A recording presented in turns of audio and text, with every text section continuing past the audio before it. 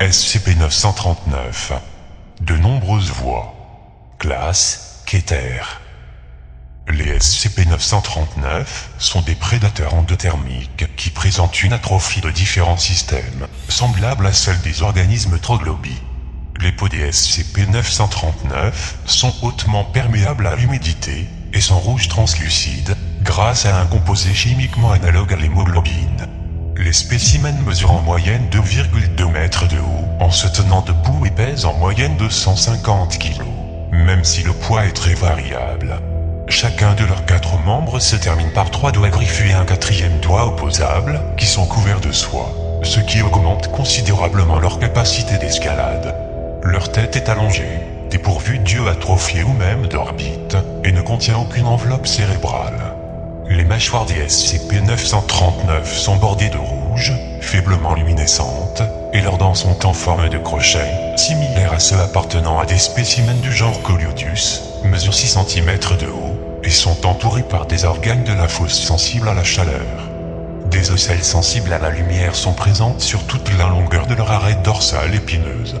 Ces épines peuvent atteindre 16 cm de long et sont soupçonnées d'être sensibles aux variations de la pression et du débit de l'air. SCP-939 ne possède pas beaucoup de systèmes d'organes vitaux. Les systèmes nerveux, centraux et périphériques, le système circulatoire et le tube digestif sont tous absents. Le système respiratoire de SCP-939 est atrophié et ne sert apparemment à rien d'autre qu'à la diffusion de AMN C227. SCP-939 n'a apparemment ni besoin physiologiquement de s'alimenter, ni de digérer les tissus consommés. La matière ingérée s'accumule généralement dans le système respiratoire de SCP-939 et est régurgitée une fois la quantité suffisante pour inhiber sensiblement sa fonction. Malgré l'absence de nombreux organes vitaux, SCP-939 est capable de porter des petits vivants. Voir Addendum 10-16-1991.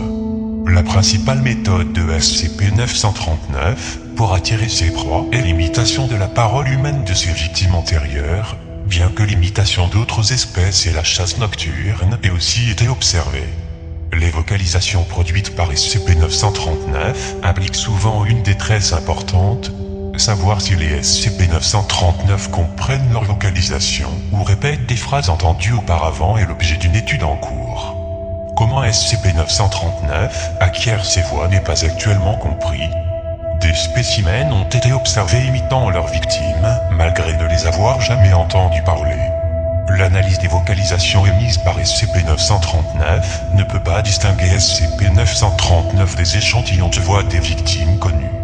L'utilisation des systèmes de sécurité ou d'identification biométrique par reconnaissance vocale dans toutes les installations confinant SCP-939 est fortement déconseillée pour cette raison. Les proies sont généralement tuées par une seule morsure au crâne ou au cou. La force de la morsure a été mesurée à plus de 35 mégapascales. SCP-939 expire des traces infimes d'amnésique de classe C sous forme d'aérosol, appelé AMN C227. AMN C227 provoque une amnésie antérograde temporaire, entravant la formation de la mémoire pendant toute la durée de l'exposition, plus une moyenne de 30 minutes. Il est incolore, inodore et sans saveur, avec un ECT50 estimé à l'inhalation de 0,0015 mg/min par mètre cube.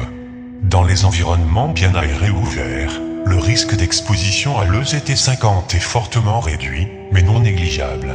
AMN C227 est généralement indétectable dans le sang 60 minutes après l'arrêt de l'exposition. Les sensations de désorientation et les légères hallucinations déclarées immédiatement après le retrait d'un environnement saturé par AMN C227 sont similaires à celles d'un usage récréatif de nombreuses substances psychoactives et sont facilement confondues en tant que telles. SCP-939-1, 3, 19, 53, 89, 96, 98, 99 et 109 sont gardés dans les cellules 1163A ou 1163B, qui sont des chambres de confinement de 10 mètres par 10 mètres par 3 mètres dans la zone de confinement biologique armée 14. Chacune des cellules ont leur environnement réglé et sont sous pression négative, avec des murs faits de béton armé. L'accès à ces cellules est régulé par une chambre de décontamination externe avec des portes de sécurité en acier étanches au gaz intérieur. Les fenêtres d'observation sont construites en verre feuilleté à l'épreuve des balles, de 10 cm d'épaisseur protégées par un grillage électrifié à 100 kV. Le taux d'humidité dans l'air est maintenu à 100% et la température est maintenue à 16 degrés Celsius. Les spécimens sont surveillés par des caméras infrarouges en toutes circonstances. Un niveau d'autorisation de niveau 4 est requis pour accéder à SCP-939, leur zone de confinement ou leur chambre d'observation. SCP-939-101 est démembré et stocké dans des réservoirs de conservation cryogénique qui se trouvent dans la zone de recherche biologique 12. L'accès à SCP-939-101 requiert une autorisation de moins 2 membres du personnel de niveau 3. L'un des deux doit être présent pendant toutes les recherches et les tests. Le contenu d'un seul réservoir de SCP-939-101 peut être consulté à tout moment.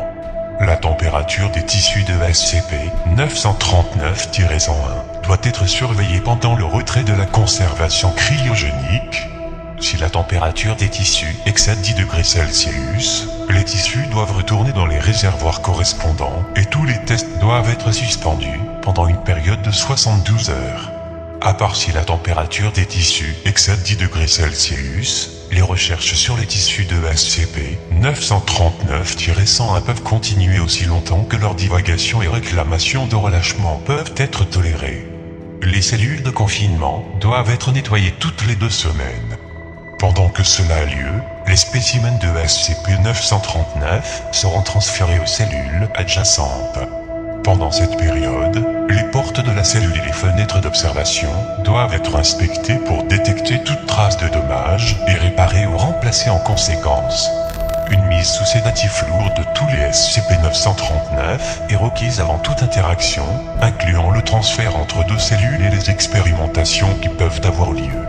Voir le document 939-TE4 pour les protocoles de transfert et d'expérimentation. Un équipement asthma de classe 3 doit être porté par le personnel pendant les interactions avec les spécimens de SCP-939 et dans toutes les zones connues où SCP-939 a logé. Par la suite, des procédures de décontamination standard doivent être respectées par tous les membres du personnel impliqué pour éviter qu'aucune propagation secondaire d'agents amnésiques ne se produise. Après l'incident ABCA 14-939-3, tous les membres du personnel, sauf les classes D, interagissant avec SCP-939 sont tenus de porter, peu importe la durée de l'interaction, du cardiofréquencemètre imperméable à l'eau. Pendant toute la durée de l'interaction, ces cardiofréquencemètres transmettront à un système de surveillance sans fil, indépendant du réseau électrique principal d'une installation, avec au moins un système d'alimentation de secours en veille. Si le cardiofréquencemètre d'un individu indique une ligne plate ou tout autre type de dysfonctionnement, le porteur sera présumé mort. Le personnel sera chargé d'ignorer toutes les vocalisations ultérieures du porteur, et une brèche de confinement sera déclarée automatiquement. Les membres du personnel de sécurité s'occupant d'une brèche de confinement sont également tenus de porter ces cardiofréquencemètres. De plus, des appareils de localisation sous-dermique doivent être implantés dans tous les SCP-939 vivants après leur capture. Note du 23 mars 2005. Ce rapport porte sur la morphologie alpha. Pour plus d'informations concernant la morphologie bêta, consultez Rapport d'expérience 914, AMTF NU7 compte rendu après action. Addendum 6-29-1987. Des recherches préliminaires sur AMNC 227 suggèrent son potentiel utilisé pour un usage général en tant qu'amnésique. Des méthodes de production de masse de l'agent, ainsi que les effets indésirables possibles, sont à l'étude au site de confinement et de recherche biologique 6. Addendum 9-20-1991. Le confinement de 9 spécimens de SCP-939 a été compromis à la suite d'un scénario de brèche de type Silent Night au site de confinement et de recherche biologique 6. Les villes à proximité ont été évacuées sous le prétexte d'une tempête à venir. Des équipes de rétablissement ont été déployées dans la zone. Addendum 10-16-1991. En conséquence, Toute interaction avec SCP-939, du 8 septembre au 7 octobre dans l'hémisphère nord, ou du 6 mars au 4 avril dans l'hémisphère sud, est strictement interdite. Aucun spécimen mâle de SCP-939 n'a encore été identifié. Contenir un amnésique de classe B. Addendum 2-20-1992. Désormais, l'utilisation d'AMNC-227 comme un amnésique est suspendue indéfiniment. Consultez le rapport d'incident AMNC-227-939 pour plus d'informations.